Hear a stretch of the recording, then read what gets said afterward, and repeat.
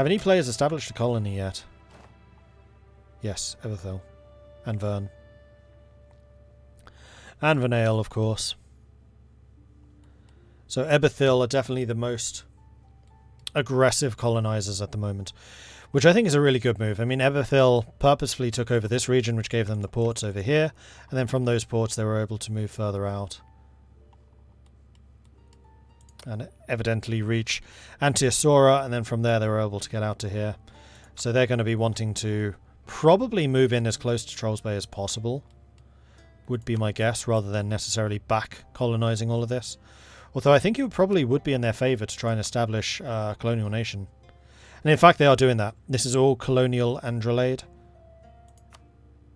It's interesting that they're spreading it out so much though. Not sure I would have done that. Oh, and Netcliffe is here too. So already 3 colonizers. Netcliffe, 4 Vernale.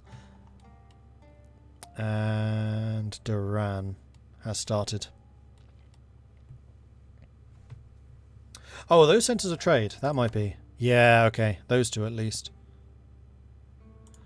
That's a good move. That's definitely a good move. Because now they can control where the trade goes, and I'm guessing the trade will flow to Eberthil. Eberthil is the name of that node, so that is Anmancost, Bay of Wines, Westport, and Akan. So they're going to be wanting to put the trade into Akan, which is this, and then Akkad flowing into Eberthil. So taking those centres of trade is going to make this region weaker, although they can actually steal it from Eberthil, which is probably what they'll start doing. They'll allow it to flow into Akan, into Eberthil, and then Netcliffe and Anmancost will start protecting trade in Eberthil to steal it from them. Would be my guess. Eberthil embodying the just good business ideology. Yeah. See, already we're seeing a struggle over trade. And that makes me very, very happy, because I just feel like that never really happened in the previous multiplayer. Much more interesting.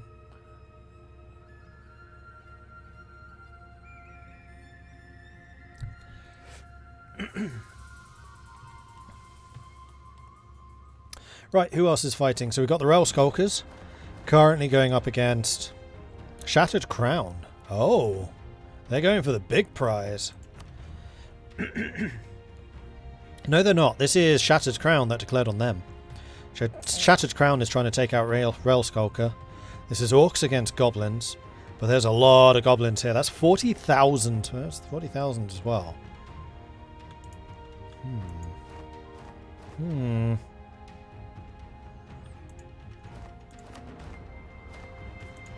And True Dagger's in this fight as well, and that's these guys. Although there's quite a lot of open ground here, and every time you move through one of these provinces you will have to fight the natives, and it's not like there's very few of them. Restoration of Mithraldom. Oh, they've just rebuilt Mithraldom. Nice. That's going to be a significant source of funding. And manpower. Not to mention trade centre. There goes the development, which is already a lot cheaper.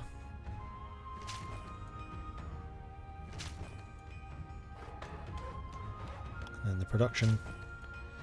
Yeah, they're doing military production.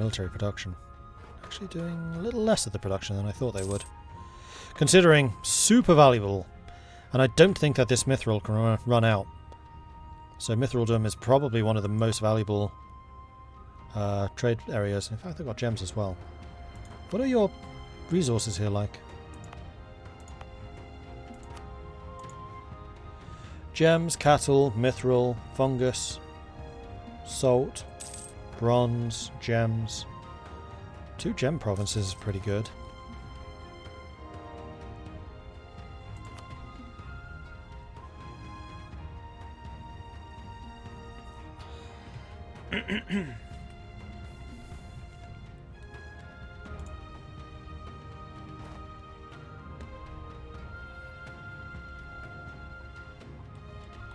Vern has control of the straits to the end node. Yes, they do. Is there a modifier for this? Entrance toll. Trade power plus 10. So this is kind of like Denmark owning the straits. And then the estuary is there as well there. So in the Anbencost, Ambencost has the most because of their walled port. BPEC is second, then Moonhaven, then West Ham, then Vern. Vern is a fair ways down.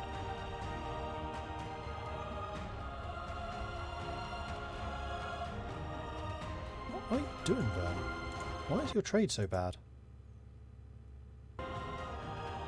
Oh, I just crashed. Well, apparently Vern didn't want me to look at why the trade is so bad. Alright, I'm going to have to go into the main channel and just say, I just crashed, so things are probably going to get loud. Yeah, war curb. I find it. I don't care. Get to them. That guy. I just crashed, by the way. Oh. Wait, Oh. oh, god damn it, Ocean. That guy. Oh, he's not here. Hey, Ocean. Oh, where is he? How are things going so far, Mordred? Good. I finally got through the introductions of all the different nations. Had a preliminary look through the new idea sets. That's looking really interesting. Ah, yes. Oh, Elisna crashed as well. Ah, Did I? crashes all round. Elisna might have make... crashed me, or I crashed Elisna, because I was looking at Elisna at the time. I'm Actually, still here. I think it was Actually, him. Mordred disconnected, but AI will be controlled by Elisna. Yeah, observer. ignore that. Ignore that. It's just the observer. Yeah, okay. Yeah. You cannot control the Observer. The Observer controls you! It's gonna Really show struggle you with every that. country that's Yeah. ever disconnected at any point during the session. Can we just Oh, stay okay. paused so I don't die? Are we intended to? No. No. Why would you die, Darkfighter? I'm also dying. You don't need to stay paused for me, you can keep going. I'll Yeah, catch up in a we're minute. continuing. Oh, but It's fine. Alyssa crashed as well, right? No. It was Oh, a message. Ah, okay. Apparently the AI is just letting me sit here and build my fort. My army just retreated into a province that got them stack wiped. Yeah, the AI does nice. those funky things in the caves there. Oh no, I was looking at Vern, not Elisna. Okay, I don't know why it said that. It's because Vern went null. That probably crashed you. Because they're terrible people. Wait, Vern went no. What? Wait, Just what? military. No, I'm not. No. Then why did Oh, it say military, right? monstrous? I know my administration is human. Yeah, but your military is null. Hey, yeah. Oscar, are you busy? No, I can help. That'd Yeah, be great. you're looking a little siege there. Yeah, something with my army retreating to an unoccupied province and then getting native bombed. Oh man, That's always good, man.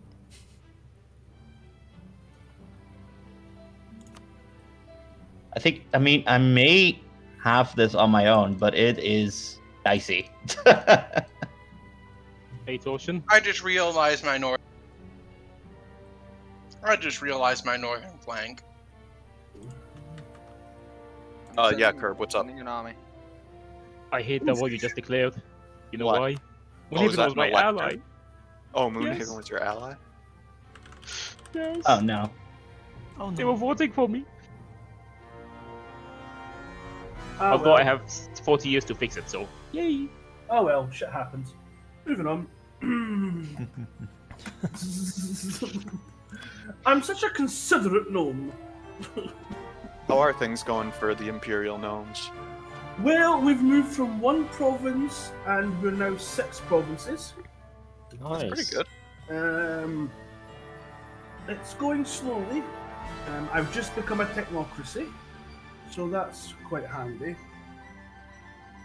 'Cause it's in the mission tree, so I get it for free. So no waste of government reform points there or anything. You wouldn't anyways. If you became it before the mission, you get 15 government cap points for that.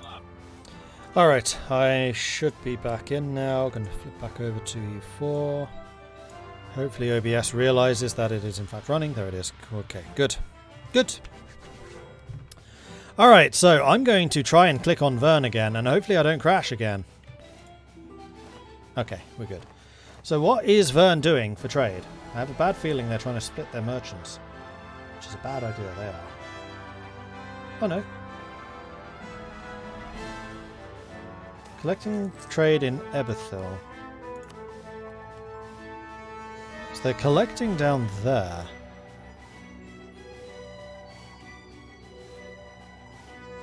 Yeah, I guess that makes sense. I mean, they do have 2 centers of trade here, neither of which they've upgraded, which is a big mistake. They have a lot of money, although they're losing a lot right now. They probably do want to be investing in upgrading those 2 level 2s to then get more control of this. Because right now it's dominated by Ebethil. Okay, that does make sense. So, no, I understand what they're doing. And then they just have the potential to expand into Anmenkost if they wanted to. Yeah, that makes sense. Cool, cool, cool.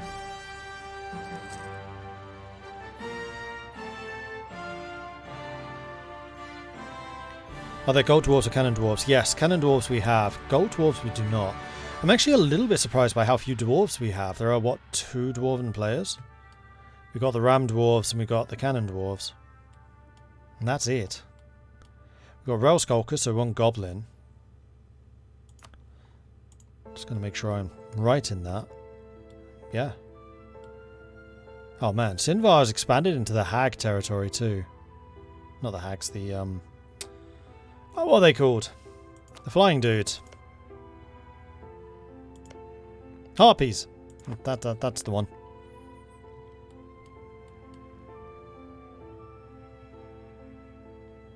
I know it began with an H.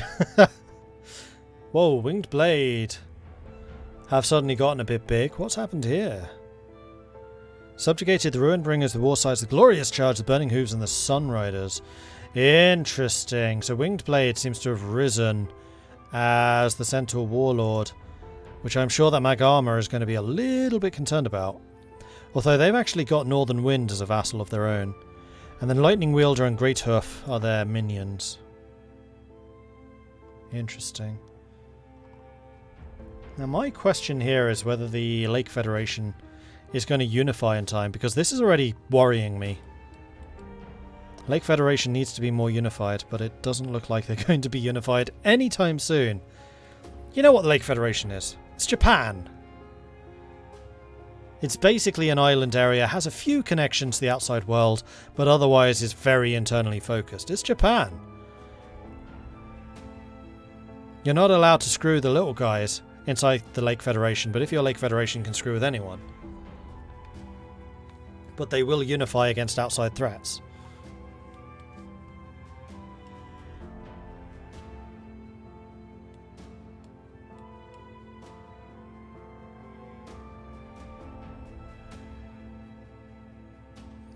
Oh yeah, and who was it? Was it Ebethil, who he said had just become Nolish?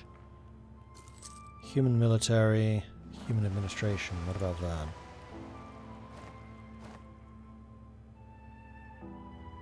Restructuring racial military, Nolish military. So Vern have betrayed their people. I think they're still human administration. They are. So Knolls, manpower recovery plus 10, land maintenance minus 10, land attrition minus 10, yearly navy tradition decay plus 1, fort defense minus 10, recover army morale plus 10, ship durability minus 10, looting speed plus 33, movement speed plus 10, shock damage plus 10, shock damage received minus 10, land fire damage minus 10. I'm surprised by that. Why would you go Nolish? This doesn't really seem to give you anything. Their mission tree gives plus 20% dealt and minus 20% received shock. Oh, I see. Then yes, it would go very well with the shock damage taken and done. So what you're telling me is that Vern really wants to get ogres? Vern ogres would be terrifying. Although, don't the ogres have a naval capacity penalty? But Vern aren't really that naval. They can leave that up to their neighbours. Yeah, ogre military, shock damage plus 33, shock damage received minus 30. So if they could get an ogre military, that would be very terrifying. Human military is vanilla and boring. Human military gives you morale, though. Right, we were looking through who everyone was fighting. So Gnomish Hierarchy is once again at war, this time with Reveria and Rubyhold, and Appleton, South Viswall and Zornkost. So it does look like they're pushing southwards pretty aggressively. Although they have not yet gone for Yokand. That's because Yokand is actually allied to the Gnomish Hierarchy. Are the gnomes trying to do this diplomatically? Are you going to be able to vassalize them? No, not a chance. So a little bit surprised by that alliance. Currently going after Appleton, but that's probably... Oh no, that's BPEC. So BPEC is trying to grab... Oh wait, is this a BPEC war? Oh, this is a BPEC war. Okay, that makes more sense why the gnomes would be in it. I was going to say, why would the gnomes be going after this before they've taken this? And the short answer is they're not. What religions are everyone? Reformation hasn't happened yet at all. Regent Court. So I'm still imagining that most of the world is going to become Coronite because the military bonuses for Coronite are just ridiculous. I don't know that much about the new one, but I feel like they've probably emerged too late. And nobody likes Regent Court, as I found out to my detriment last time. The War Wizard Mercenary Company is going to be so OP for Vern, they get +2 Rorschach damage. Oh, nice. Who is the Emperor? Vern. So we currently have Vern with their Gnollish legions as the Emperor. Oh, they nerfed Coronite? Good. It needed it.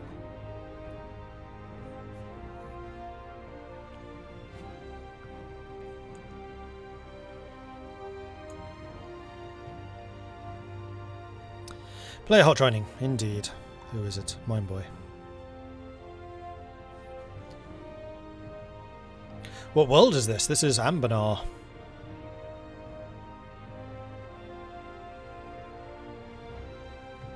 And we're currently in 1483. Coronite usually appears in 15 something, 1505. So we might see the beginning of the Reformation at the end of this session, or else it'll be the beginning of the next. And this will, by the way, be an ongoing slot now in my schedule. So this is going to be every Saturday, 5 PM till 9 PM, is going to be the Ambanar multiplayer, and I'm intending to commentate it all from now on. It's just last week that I could not make. Still a 1444 start? Yes. So for those of you who don't know much about Ambanar, it's basically Fantasy Europa Universalis 4. So the timeline is still exactly the same, except it's with fantasy factions. You got gnomes, elves, dwarves, halflings, centaurs, ogres, harpies, goblins, orcs, and a whole bunch of other things. Plus there's stuff like magic. You've got artifice coming in. Quite a few of the mechanics are changed. The way the dwarves, for example, function is very different because they start as just effectively a one province minor. Good example would be Ofdal Khanzad down here, and all the dwarves can see is this. So from their perspective, they can't see anything as they basically leave their holds and start emerging on the world surface again, and slowly but surely rediscover what's going on in the Great Wide World. Then you've got this area, which is Ambanar, which is effectively the Holy Roman Empire and friends. Then you got this area, which was... So the base story here is the orcs rose up, wiped out most of the dwarves, and then spilled out into the human territories and destroyed all of this. So this area is basically empty except for some dwarven some orcish tribes. The humans then started adventurers who went into this region and started repopulating it, fighting the orcs and then establishing themselves.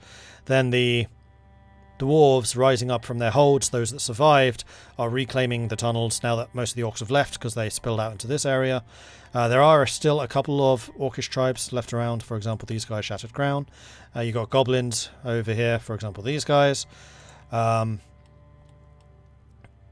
a big part of the early game is the restructuring of this region, as the orcish tribes basically start fracturing and fragmenting, allowing the adventurers to come in and shift the balance of power in that area. And a lot of these adventurers will be aligned with some of the Ambanar nations too. And there are also a couple of like halfling adventurers, dwarven adventurers, like my good buddies, the small fellows. These are halfling adventurers, for example.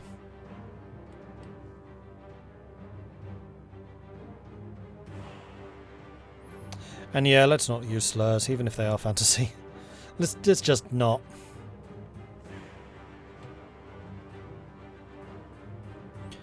Once had an emperor who was a mage and a necromancer. He ran an undead army.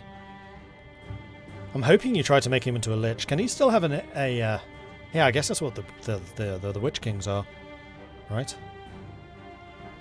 Oh yes, and then there's also the old New World. So the elves' homeland is this, and then they nuked it. Hence the crater-sized aspect right here. They then got somehow lost, sailing over to Ambernar, which is where they then resettled. So like Vanail is an elven outpost whose entire objective is to reclaim the homeland. The elves then started to intermingle, forming half-elves, and a lot of the nobility of Ambernar are half-elves, because half-elves can do magic. Same as the elves. Humans regularly can't, or at least not as much. Their admirals really sucked and they got lost for 1,000 years. Yeah, just elven things. I think, like, I really like the Green Tide lore. I think the Green Tide lore makes a lot of sense. It's very thematic, and it leads to cool mechanics. The elves getting lost for 1,000 years just seems like a bit of a cop-out, saying we didn't want the elves immediately arriving at Ambernar, but also they just blew themselves up, so they got lost. I'd much rather have been like the oh, what are they called? Tali's people in Mass Effect, where they basically just have this big fleet that just sails around. You could have like all of the epic adventures of this huge fleet until they decide to land in Ambernar and then settle there. It would have been much more interesting, rather than here we got lost for 1,000 years and kind of just did nothing. Quarians, that's the ones. The Quarian migrant fleet.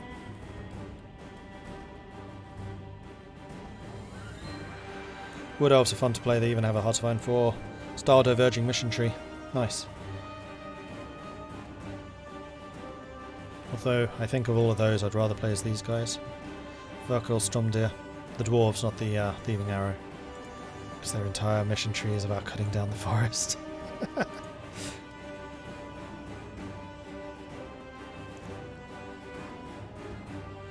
The elves getting lost for a millennia, it's implied they got into the elemental plane of water and then they got out, but it's uncertain for now. It still just feels like a cop-out. I mean, if it was some kind of like time-bending vortex because of the magical nuclear explosion, I can buy that. But being lost at sea for 1,000 years? Yeah, no.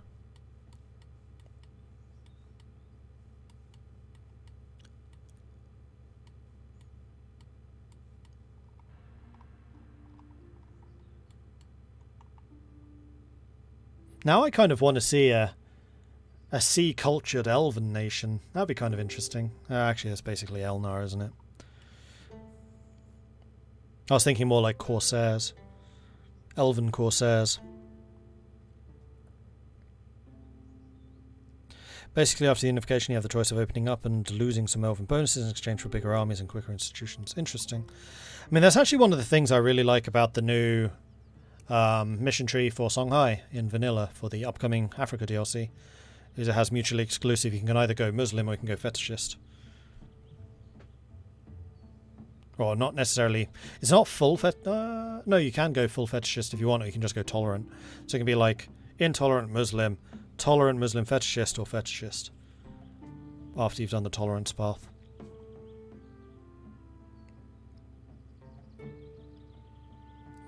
In the lore, there are still some elves that sail the sea. They might come into play in the future, but probably not as a tag. I mean, you could have them on like these little islands and just give them really long range.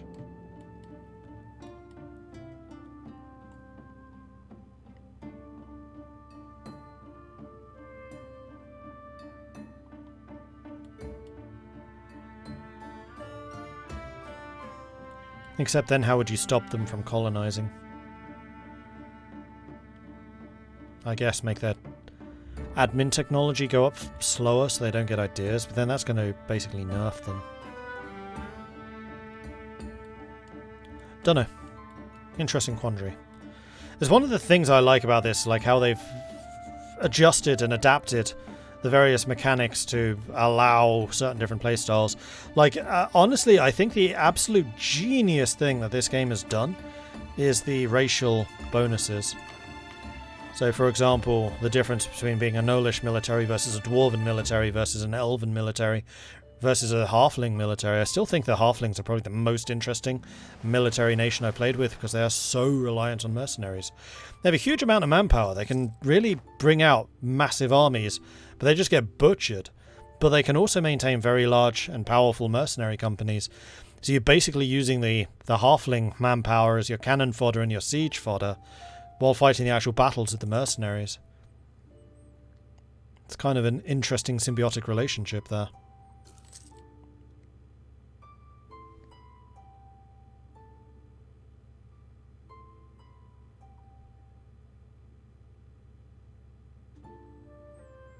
Mine boy switched from Wesdam to Neckcliff. No, he's been Neckcliff all along. Oh, he switched to Wesdam. Other way round. Okay. That's disappointing. He's not out. He's still got 4 provinces. That's not like Mine boy. He usually sticks it out to the bitter end.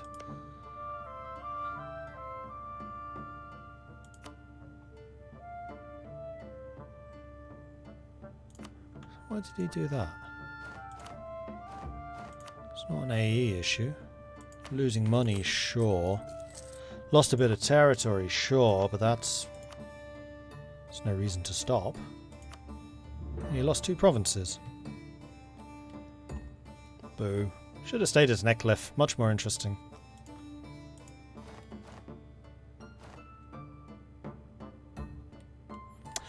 Meanwhile, the war against Laurent has finally ended. Duran took a bunch of land and is now losing it to the Redglades. Yokand is being occupied by Reveria. Which... Oh, Reveria still has land down here. Okay, I was going to say, you're losing to this? Bainoms? Really? But no, they're not. And meanwhile, the gnomes are picking on the kobolds again. How friendly are you being towards the kobolds? Not very.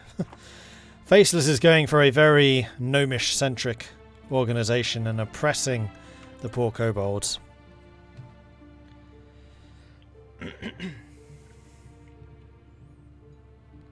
Elves have an innate malice to colony growth. Ah, yes, that would be one way of doing it. That's true.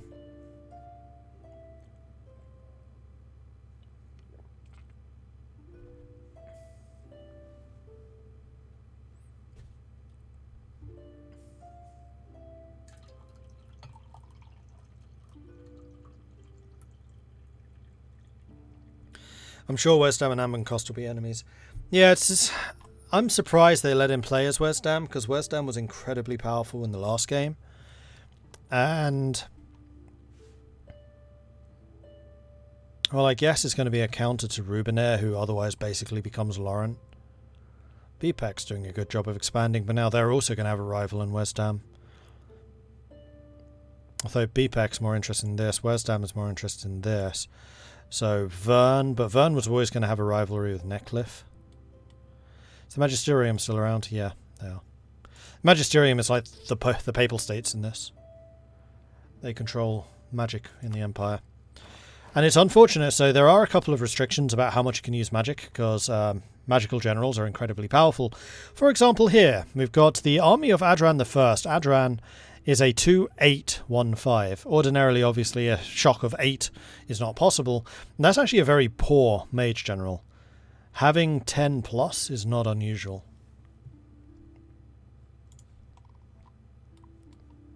Although as the game goes on and on, they do become vulnerable to guns.